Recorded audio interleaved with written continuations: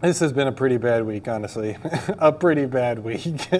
What's up, guys? Welcome to another episode of AMS Weekly, week 22. My name is Alex. If you guys are new here, I am the owner of AMS Transfers. We are a custom screen print and DTF transfer supplier located in Houston, Texas. If you guys are interested in learning more about custom screen print transfers, custom DTF transfers, the transfer business in general, or if you guys are interested in learning more about the Audley 24-inch DTF printer, that is what we currently have running in our shop. If you guys want to know more about that, how to run your custom transfer business, or how to get started, you're not going to want to go anywhere, so make sure you stick around.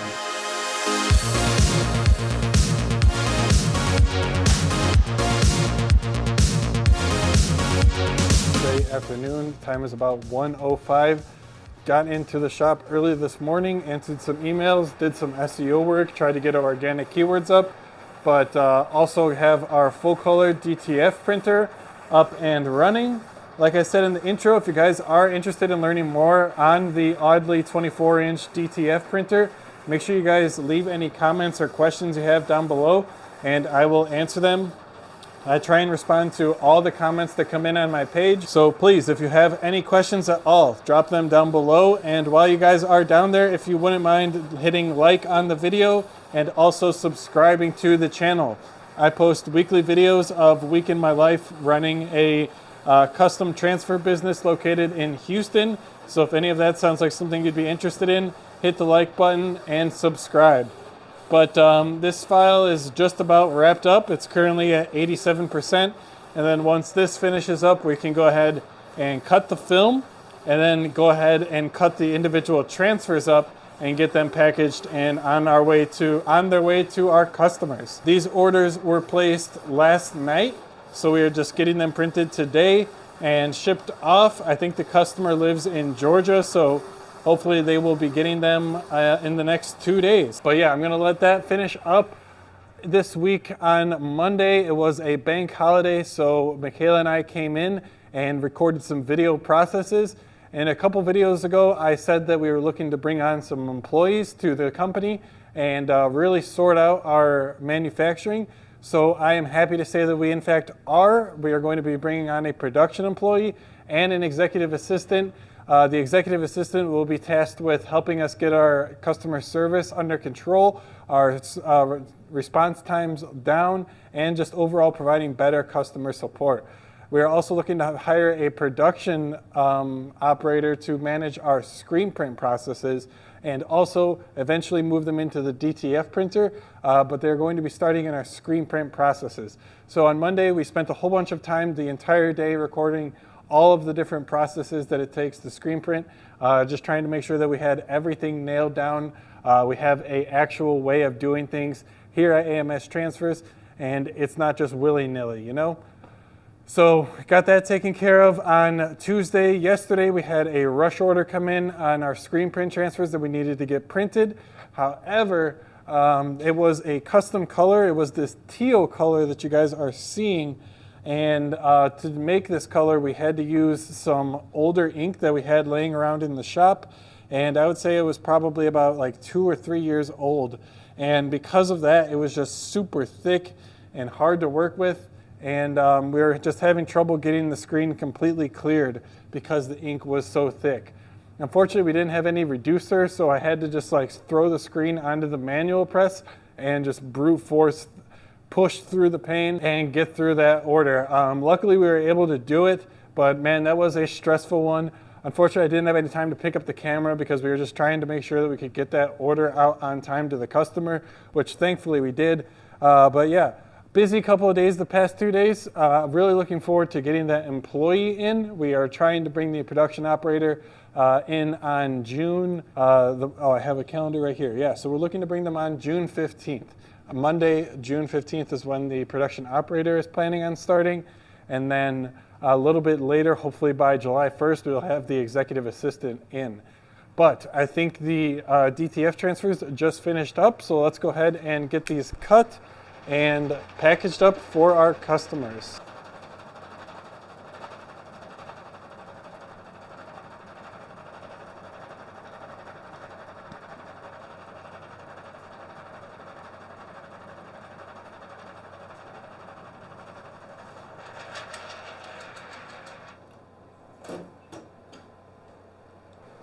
Okay, so as you guys just saw, typically we cut the film right here, and then we just like have to slowly carry the film down the ramp into the powder shaker, and then make sure that all of the transfers get evenly coated.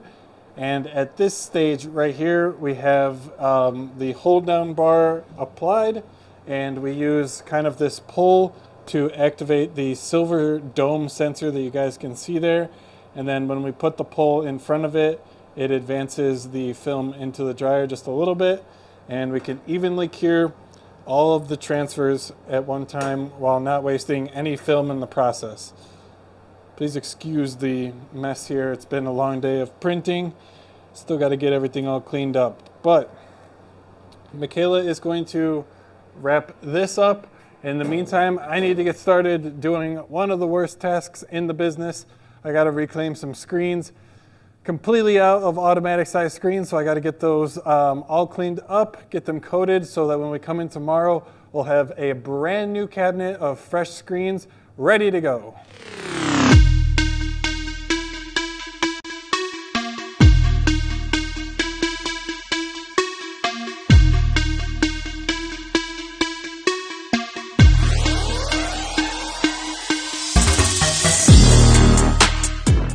Thursday afternoon, got to the shop at about 7:30 this morning. The traffic on 610 was brutal. I don't know what it was.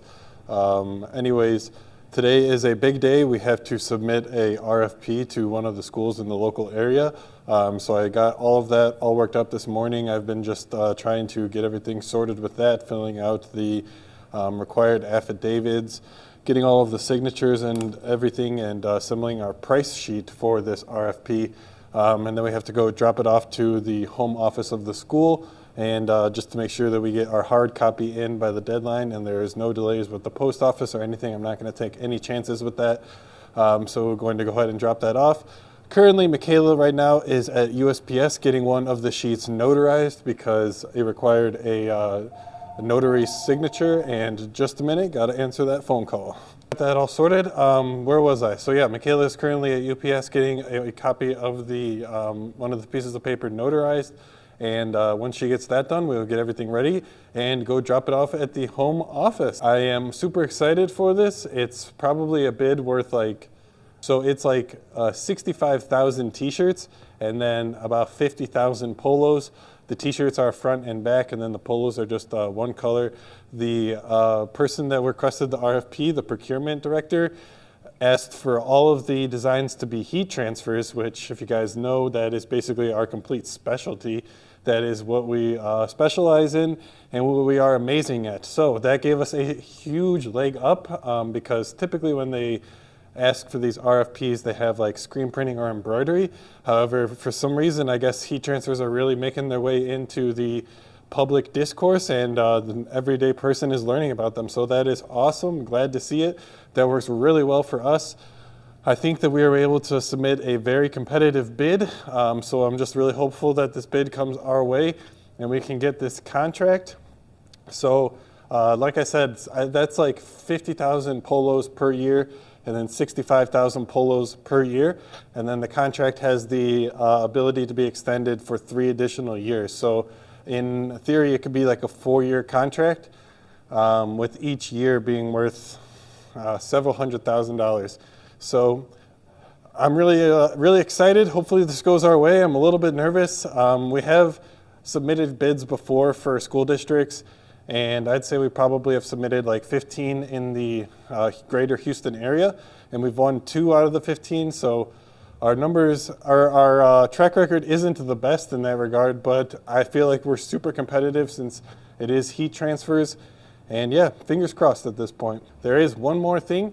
So I'm going to get the bid dropped off today, and then I'm also going to work on the samples that the procurement director asked for and get those to them by Monday. But I just wanted to make sure that I got the bid in, and so that there's no question of anything going on with that. So I just wanted to make sure that we got the bid dropped off today. We'll work on getting the samples in, and then we'll hopefully get those dropped off to them on Monday. It's 8:32 Friday morning. Got to the shop at about 7:15 this morning. Grabbed McDonald's on the way, got some breakfast, ate it real quick, and just kind of discussed what Michaela and I were going to do for the day. Today looks like it's going to be a pretty long one. We have the morning and afternoon scheduled to bulk create all of our social media posts for the next week.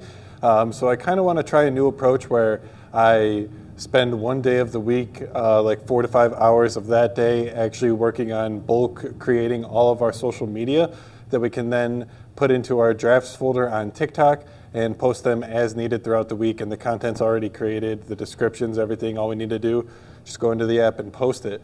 So I think I'm going to do that today. I have about 5 hours dedicated to that.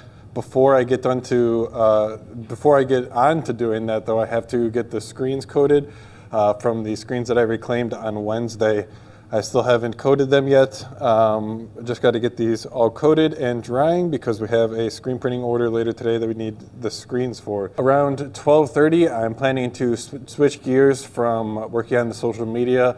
Hopefully I can get all 14 videos I want to complete done. I already have all of the topics that I want to do for each of the videos, so I want to post two videos per platform per day, 7 days a week. So I'm going to be creating 14 videos today and then queue them up into my drafts folder so that I can post them 2 times a day throughout the week next week, and we can get that squared away. But at 12:30, I'm going to transition gears to working on the screen printing order that we have to do today. We have some t-shirts that have to be pressed with our DTF transfers, and then we also have another item in the order for some screen printed t-shirts, just one color on some tie-dye tank tops. So that'll be pretty cool. I got to get the transparencies printed for that, the screens burned, and get working on that. But like I said, I'm going to do that around 12:30, spend the morning and a little bit of the afternoon working on getting those social media posts all queued up. Since you guys are longtime watchers of the vlog, I will go ahead and give you guys a little sneak peek of exactly what I'm thinking I want to do for each of these videos. So for TikTok itself, I have been struggling the past couple of weeks. I have barely posted, and then the times that I do post, each of the videos only gets like 400 views, which is pretty low considering like I have about 4,600 followers. So looking to boost that up, and I think that posting consistently can be one of the ways to do that. As well as kind of like replicating content that has already done well on the platform that I've posted. So kind of using those two things in mind. Some of the videos that I want to create are, can you use DTF transfers on cotton t-shirts? Can you use screen print transfers on black t-shirts? Can you use DTF transfers on polyester? How to print on tie-dye garments? What happens if you get ink on your t-shirt? Like that's kind of like behind the scenes question. So like if I'm printing or whatnot and I get ink on my t-shirt, what do I do? Is the t-shirt ruined? Whatever. Make sure you guys follow on TikTok to find out what is the actual solution. How to wash DTF transfers for longevity, how to wash screen print transfers for longevity. And then I'm kind of going to do those like picture-in-picture ones where it's basically like me watching someone else use our transfers, because we have this thing where we throw in a pack in for each of our transfers that if they post on social media about their transfers and tag us, that they'll get free shipping on their next order. So I have a couple of videos like that I can do. I can just basically like record myself watching the person transfer the t-shirt and then like just give like I don't even know. I've seen a couple people do it, so obviously like it works pretty well. Cotton versus polyester DTF transfers, so like which fabric is better, cotton or polyester.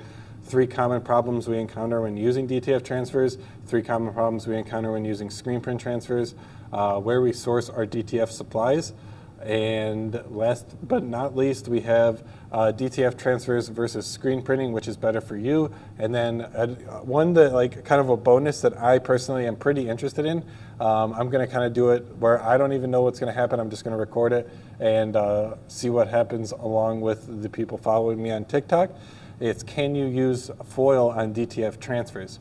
So I know that even if you don't use the adhesive ink for foil transfers, if you do just use a standard screen print transfer, you can apply the foil adhesive or the foil layer on top of the normal screen print. So I want to see if something like that is also possible with DTF transfers.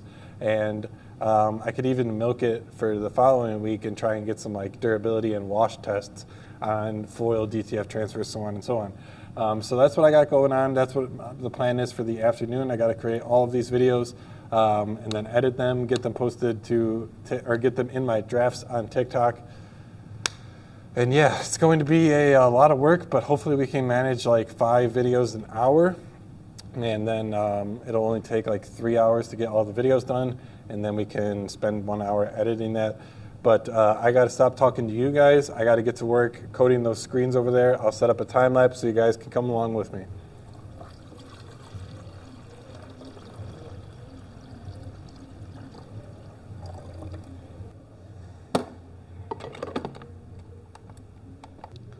All right, guys, just about to code these screens, but I just wanted to show you guys the emulsion that we use for our screen printing screens.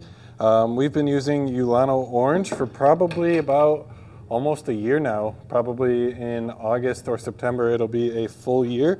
But yeah, we've been using Ulano Orange basically exclusively during that year, except for a couple of times when our supplier did not have Ulano Orange in stock, so we had to try out base layer emulsion from Ryan which didn't satisfy, unfortunately. So yeah, back to Ulano Orange as soon as our supplier got some in stock. But the reason why I really like this emulsion is because it's a super high solids emulsion. What a high solids emulsion basically means is you will get a lot more even coverage, and you'll get a thicker stencil at the end of the day due to that high solids. If you have one without that, getting designs with high detail might be more tricky because the detail areas of the design will get washed out when you wash out the screen. So you typically want to go for a high solids emulsion. This emulsion is not too fast exposing. I know that Ulano makes like a QXC one or something that is like super fast exposing. But since we do ours out here in the shop and we don't have a dedicated darkroom, I prefer a little bit less sensitive emulsion. This one still is an already pre-mixed photosensitized emulsion. There is no diazo, which I really prefer because diazo-based emulsions probably only last on the shelf about like 2 to 3 months, and that's being, I feel like, generous. You really only get like 30 days of good solid working time with diazo-based emulsions. However, the pre-sensitized emulsions like you see here, they can last upwards of like 3-4 months without any kind of problem. So that's basically why I chose Ulano Orange. I know that I'm not the only one. Ulano Orange is, I think, probably some of the most common emulsion being used in shops. If not Ulano Orange, then it might be that QXC or whatever emulsion that's super fast exposing. But I'm just gonna move these screens on over and get everything ready to go. Coat these screens and put them into the drying cabinet so that they can get drying and I can use them later today on the screen printing t-shirt order that we have.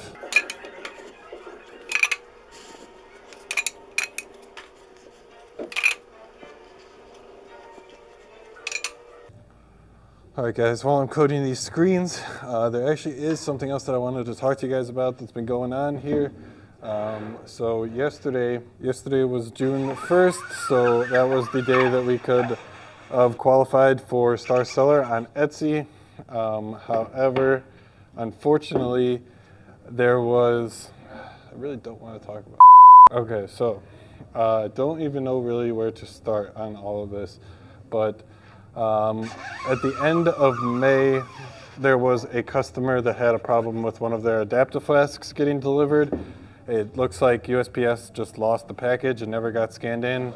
We dropped it off, but it never shows that it had any record of making it to the post office.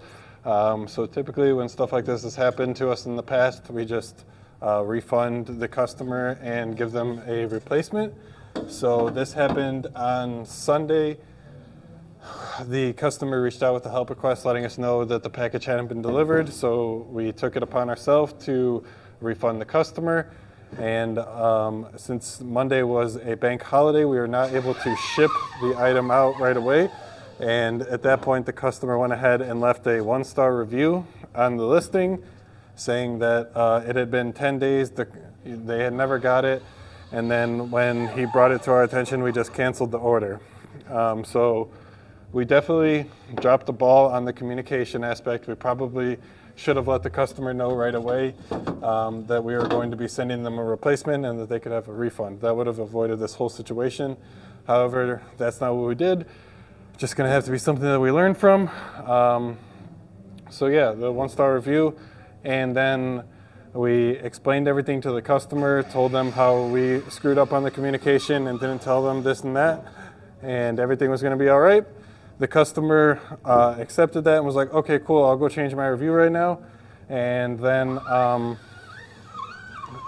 a few minutes had passed by, and then the customer messaged us again and is like, hey, I can't update my review. It says that the order was refunded and canceled, which is true. We refunded and canceled their order per our policy if it does not show up in USPS's system. So then here's where things really start to break down. Since we refunded and canceled the guy's order, Etsy, for some reason, only allows the customer to leave a review in a 48-hour period after the order has been refunded or canceled. So after that period has lapsed, the customer can no longer edit or leave a review.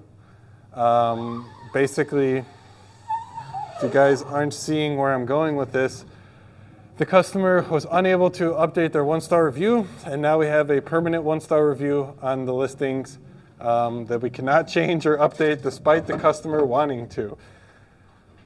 Oh man, so that would have been bad enough by itself, but because of that 1-star review, that dropped us below 4.8 rating on Etsy.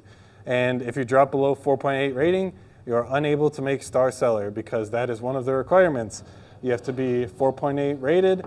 You have to have 95% on-time message response, which Etsy qualifies as answering the message within 24 hours. And then you also have to ship your orders on time 95% of the time. We were hitting both of the other two metrics, the on-time shipping and messages, and we were even hitting the review for basically the entire month of May until that review had came in. So because of that one review that we could not get updated, we did not make star seller on Etsy. And where the story gets even deeper is if you are a star seller on Etsy, Etsy won't put a payment reserve on your account. And if you are a star seller and you're basically fucking up, Etsy will go out of their way to tell you how to not mess up and how to get back in good standing. They will not put a payment reserve on your account, even if you are fucking up, just because you have that star seller badge. However, since we did not get the star seller badge, Etsy decided to put a payment reserve on our account. Now, if you guys aren't already familiar with what a payment reserve is, a payment reserve is where Etsy will hold your money until you ship the item and it hits the mail stream. So that means that typically we got paid out for our Etsy orders the next business day. Now we have to wait until the item ships. And on custom screen print transfers, our standard shipping time on Etsy is 3 to 5 days. So I'm sure you guys can see our problems here. This is really, really unfortunate.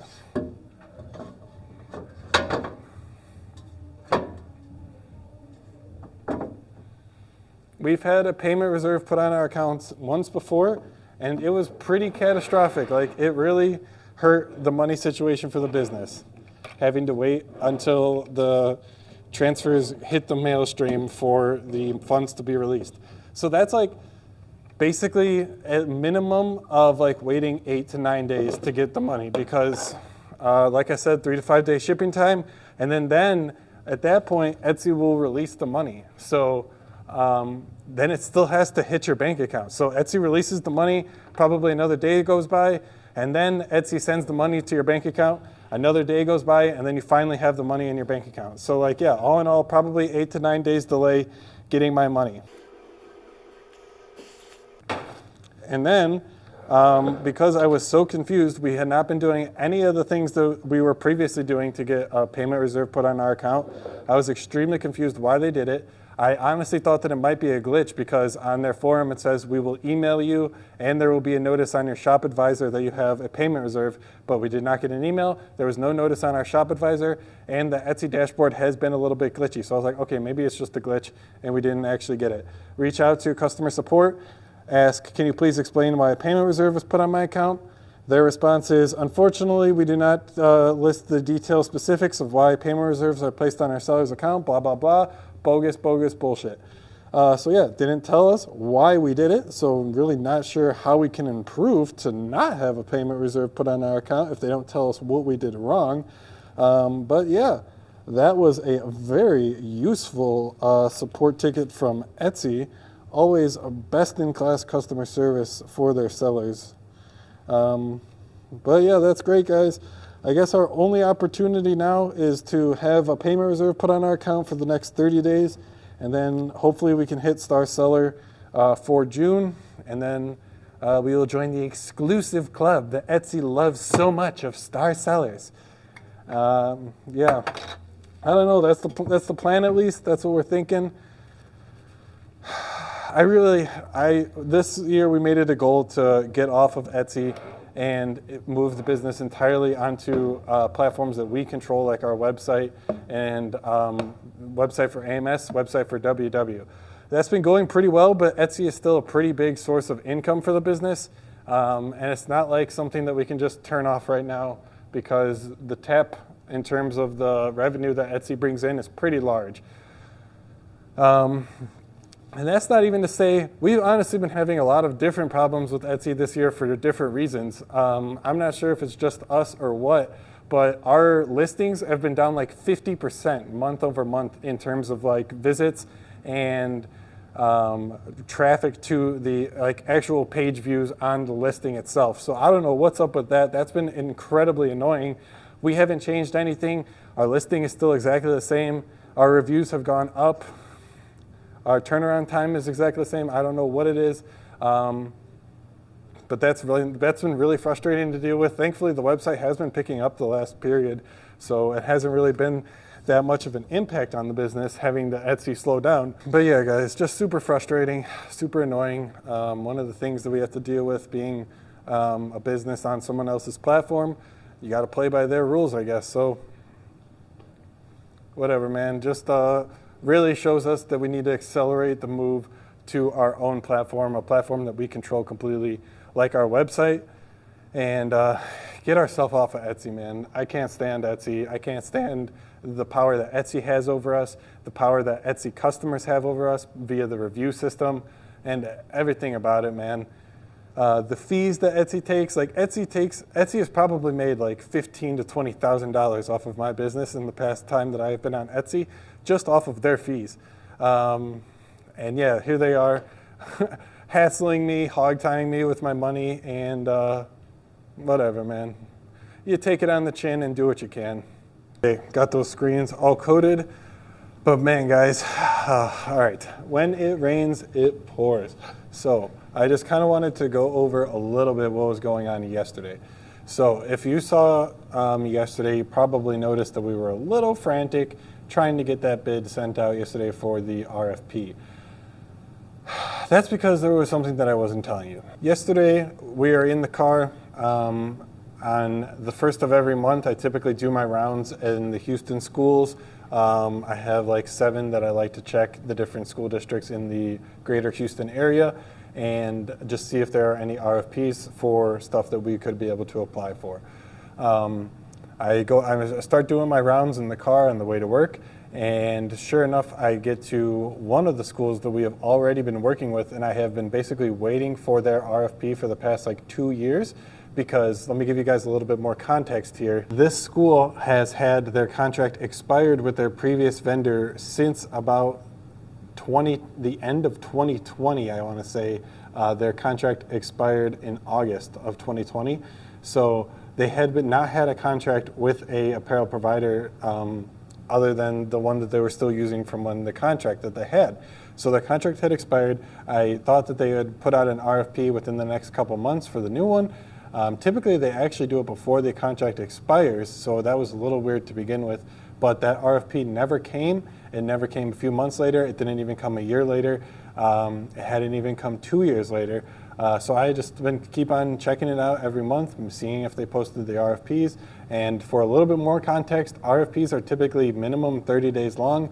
They're typically 60 to 90 days just to give ample opportunity to get as many submissions as they can, because from my perspective, getting as many submissions as they can, well, yes, that does increase the workload of the person that has to review it, but it also could enable the school to lock in a better price for their garments, for the contract.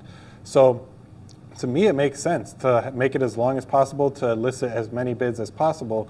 However, I log on yesterday and unfortunately see that the school that I had been waiting 2 years for them to post their RFP had posted the RFP on May 3rd and ended the RFP on May 20th. So that's 17 days that they had the RFP available for accepting proposals, accepting questions. They gave 17 days from the time that they first advertised the RFP to the time that they wanted their samples in hand and the bids in hand. So, as you guys may be already to tell, I check every month on the 1st all of these different schools in the greater Houston area, see if they have posted an RFP. Since the guy posted it on the 3rd, I completely missed it. I know that we have the notifications on and everything for that, but I have it set up to go to a separate email because they send basically so many emails from all the different school districts. I have it set up to basically only send ones from apparel, but we still get ones for plumbing contracts, PR firms, all that crap. So we have it going to a separate email that basically no one really checks. So that is a problem on my fault. And another problem on my end was not checking the RFPs fast. I am obviously extremely disappointed. I am talking to Michaela, and I honestly can't even believe that this is what I'm looking at is real. It kind of even felt like I was dreaming. I could not believe my eyes that the RFP I had been waiting 2 years for came and went without me even noticing. I don't even know. I really don't know what to say. I know that a majority of the fault lies with me because I didn't check the notifications that they sent out to the email and stuff like that. That part lies with me, sure. But to only have your RFP open for 17 days, that to me, that sounds like you already had somebody in mind and you were just doing the RFP process because you had to. I don't know, man. That's what I kind of think. That's really what it seems to me. Why else would you only do it for so short of a time if you didn't already have somebody that you wanted to go with? Oh, man. So I emailed the guy. I'm like, hey, I just saw that you posted the RFP. It was super short. Is it possible that you would be able to accept our bid? I could have it in your hand by the end of the day, and I can also have the samples delivered to you by Monday. I send this email at about 7:30 yesterday morning. Get that email all sent off. Hopefully, I even asked him, be like, hey, can you please let me know if you're even going to accept this? I don't want to put in all the work and the samples if you're just going to throw it away, which is what he says he's going to do. If you late submit any bids, it will be discarded. So I emailed the guy. I'm like, hey, dude, can you accept the bid if I submit it? And then didn't hear back from him. So I was like, okay, whatever, I'll just submit the bid. It's a little bit of work, but better do the work, say that I tried rather than say that I didn't. So I got the bid done. We ran over to the home office of the school, got it dropped off to his secretary. So hopefully he saw it and ordered the t-shirts from our supplier overnight so that we would get them today and we could print them and get them delivered to him as soon as possible. However, yesterday came and went and I didn't get a reply, but this morning I woke up to a reply from the director of procurement at 11:40 at night saying, sorry, unfortunately we do not accept late submissions. Thank you for looking forward to the opportunity to work with you in the future. Super short, super fuck you. I don't even know, bro. It's so suspicious to me. I definitely think that there is something else going on here, but I have no proof. And so I guess we'll see if on the 9th, the winner of the bid is the company that I think it is, because I'm quite sure it's going to be. Oh man, guys. This has been a pretty bad week, honestly. A pretty bad week. I wish that I had better news to say. But yeah, I can't hide it. I can't sugarcoat it. This is what it's actually like running your own business. It's not green grass, sunshine every day. There are going to be some times when you're in the pit dealing with all of the shit. So it's times like this that you got to remember the highs and can't be too stuck on the lows. You want to just try and persevere and move past it, even though I lost out on what would have been like a $300,000 contract.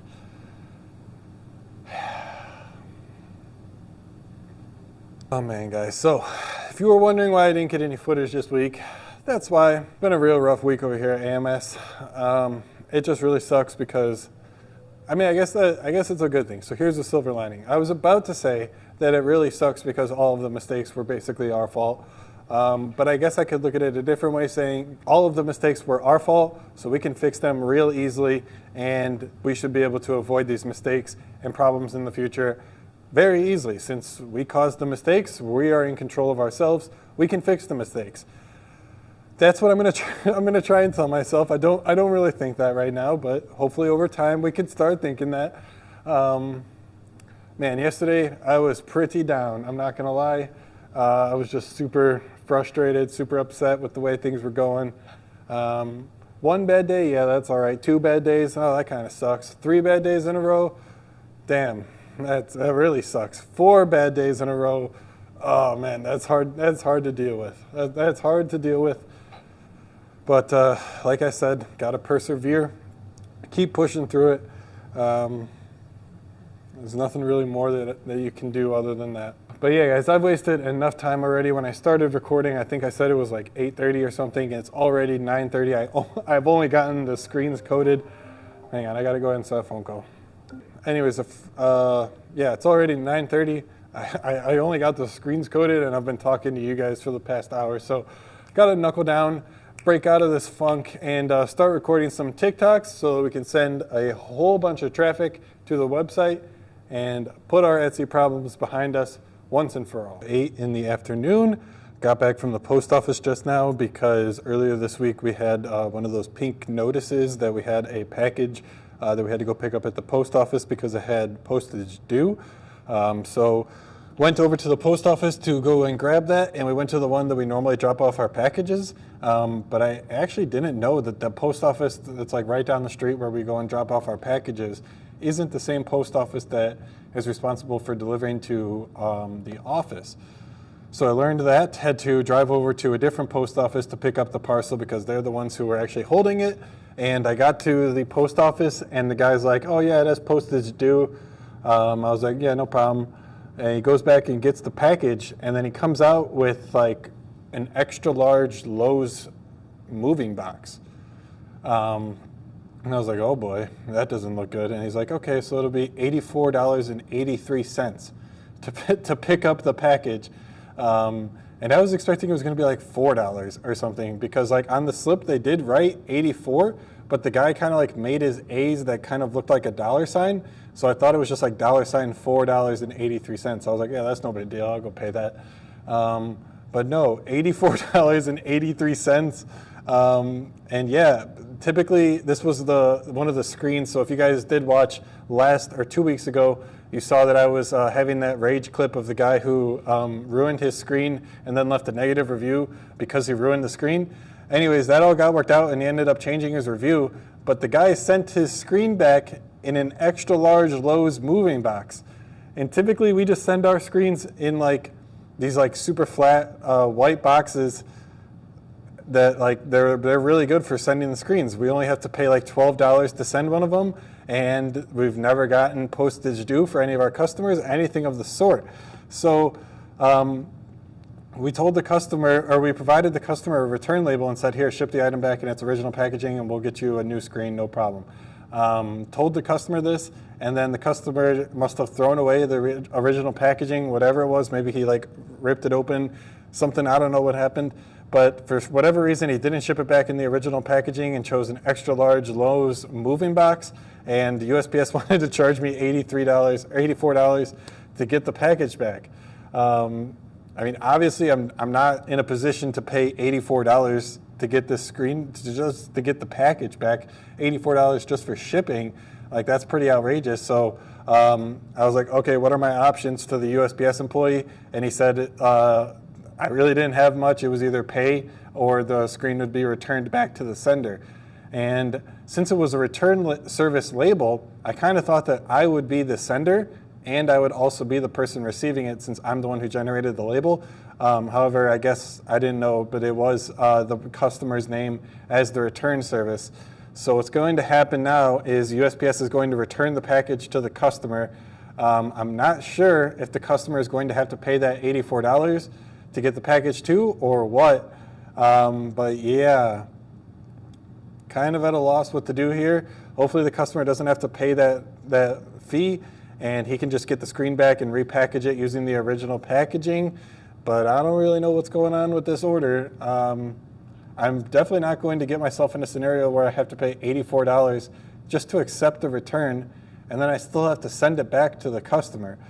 That's not going to happen. We're going to have to work something out with the customer directly so that we can get this all figured out. But man, guys, when it rains, it pours.